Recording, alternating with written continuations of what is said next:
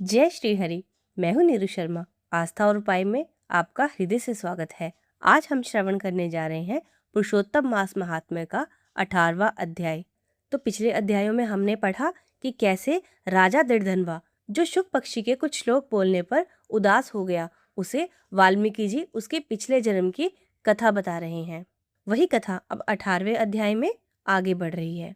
तो श्री हरि के चरणों का ध्यान कर कर कथा में प्रवेश करते हैं। और हाँ, कमेंट में जय श्री हरि लिखना ना भूलें। नारद जी बोले, हे तपोनिधे, फिर दृढ़धनवा राजा से वाल्मीकि जी ने क्या कहा वह सुनाइए। नारद जी के ऐसे वचन सुन नारायण बोले, दृढ़धनवा अपने पूर्व जन्म का वृतांत सुन आश्चर्य से मुनि श्रेष्ठ वाल्मीकि जी से पूछने लगा।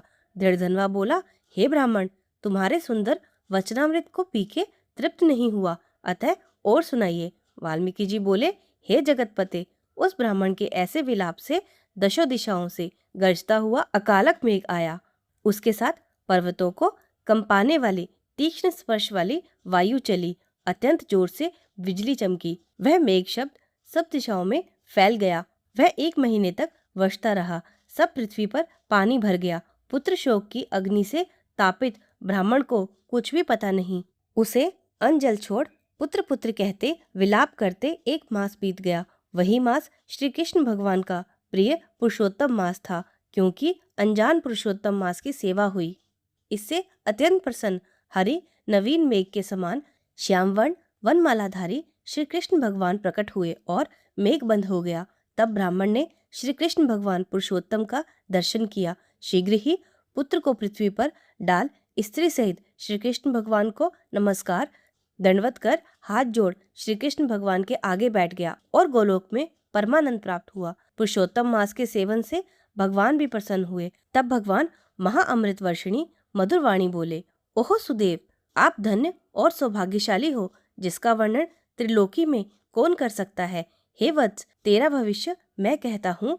हे ब्राह्मण, तेरे पुत्र की आयु 12,000 वर्ष होगी। हे द्विजोत्तम, यह तुझे निसंदेह सुख देने वाला होगा। मैंने प्रसन्न होकर तुझे पुत्र दिया। हे द्विजोत्तम, तेरे पुत्र सुख को देख पुत्र इच्छा वाले देव, गंधर्व और मनुष्य मेरी कृपा से पुत्रवान होंगे। अब मैं तुम्हें एक प्राचीन इतिहास जो मार्कंडेय मुनि ने रघु राजा को सुनाया था वह कहता हूँ।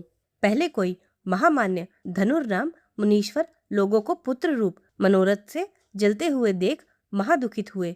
उसने अमर पुत्र की इच्छा कर महाघोर तप किया और 1000 वर्ष बीतने पर देवता उससे बोले, हम सब तेरे महाकठिन तप से प्रसन्न हैं। तेरा कल्याण हो। जो तेरे मन में इच्छा हो वो मांग। श्री नारायण बोले, इस प्रकार देवताओं के अमृत समान वचन सुन तृप्त हुए मुनीश्वर ने बुद्धिशाली अमर पुत्र मांगा। तब सब देवताओं ने मुनि से कहा कि मुनीश्वर, ऐसा तो पृथ्वी पर आज तक नहीं हुआ। फिर मुनि बोले, अच्छा, किसी निमित्त से आयु हो। देवता बोले, निमित्त क्या है। यह सुन मुनि बोले, तो यह महापर्वत जब तक रहे तब तक आयु हो। तथास्तु कर इंद्र सहित देवता स्वर्ग चले गए और धनुशर्मा मुनि को थोड़े समय में ही बुद्धिशाली पुत्र हुआ। वह पुत्र चंद्रमा समान दिनों दिन बढ़ता रहा और 16वां वर्ष हुआ तो मुनीश्वर ने उससे कहा, हे वत्स, कभी मुनियों का अनादर ना करना। ऐसा उपदेश पाकर उसने मुनियों का अनादर किया। वह निमित्त आयु पुत्र बल से उन्मत्त हो ब्राह्मणों का अनादर करने लगा।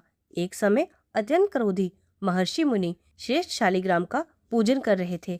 तब उसने शीघ्र ही शालिग्राम को ले चंचलता से हंसते हुए जलपूर्ण कुएं में डाल दिया। तब दूसरे प्रलय काल के रुद्र की इस भांति क्रोध कर महर्षि मुनि ने धनुष मुनि के पुत्र को श्राप दे दिया कि यह अभी मर जाए।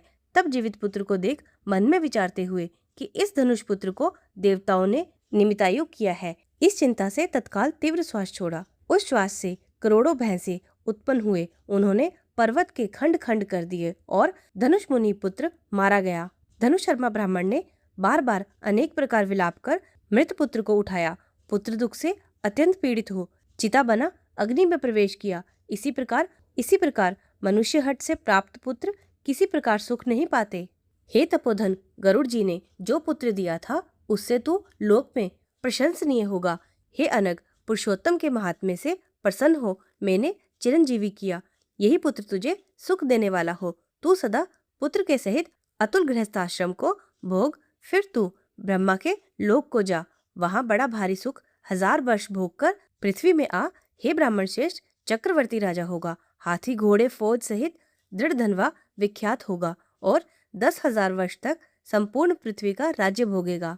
इंद्र के पद से अधिक अखंड बल ऐश्वर्य होगा और तुम्हारी अर्धांगिनी गोमती पटरानी होगी। गुण सुंदरी पति की सेवा में नित्य तत्पर होगी। तेरे 4 राजनीतिज्ञ पुत्र होंगे और हे महाभाग, सुशीला सुंदर और महान भाग्यवान एक कन्या होगी। अब तू देवता और असुरों को दुर्लभ भोग भोग कर मैं पृथ्वी पर धन्य हूँ ऐसे अज्ञान से मोहित और अत्यंत दुस्तर संसार के विषयों में फंस जब तुम मुझे भूल जाओगे, तब हे विप्र, जब संसार समुद्र से उद्धार करने वाले विष्णु को भूलेंगे, तब यह तुम्हारा पुत्र वन में तोता बन वड़ के वृक्ष के ऊपर बैठ तुमको बोध करावेगा और बारंबार वैराग्य उत्पन्न करने वाला पद कहेगा। तब तू तोते का वाक्य सुन दुखित मन हो घर आवेगा और चिंता के समुद्र में डूब अनजल छोड़ देगा। हे भूसुर, तत्पश्चात वाल्मीकि मुनि बोध कराएंगे, जिसमें संशय रहित होके पूर्व स्वरूप त्याग हरि के पद को स्त्री सहित प्राप्त होगा। महाविष्णु के ऐसा कहते ही ब्राह्मण का पुत्र उठ बैठा। दोनों स्त्री पुरुष पुत्र को देख महा आनंदित हुए और सब देवता भी आनंदित हो फूल बरसाने लगे। उधर शुकदेव ने भी उन माता पिता और श्री हरि को नमस्कार किया और पुत्र सहित ब्राह्मण को देख गरुड़ भी प्रसन्न हुए। तब ब्राह्मण आश्चर्ययुक्त श्री हरि को नमस्कार कर हाथ जोड़ भव्य भंजन से आनंद सहित गदगद होकर बोला, हे हरे, मैंने 8000 वर्ष तक निरंतर महाकठिन तप किया।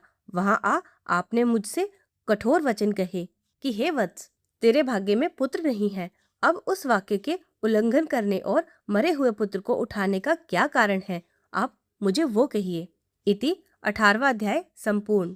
ये थी पुरुषोत्तम मास महात्म्य के 18वें अध्याय की कथा, जहाँ श्री हरि ने अपनी कही हुई बात भी टाल दी, क्योंकि उस मुनि ने अनजाने में पुरुषोत्तम मास की सेवा की थी।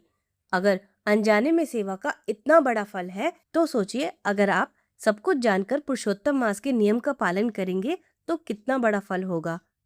अगर आपको कथा अच्छी लगी हो तो वीडियो को एक लाइक जरूर कर दे। चैनल पे नए हो तो चैनल को सब्सक्राइब जरूर कर ले। अपने सगे संबंधियों और मित्रों के साथ शेयर जरूर करें। मिलती हूँ आपसे कल सुबह ठीक 5 बजे। तब तक के लिए जय श्री राधे कृष्ण।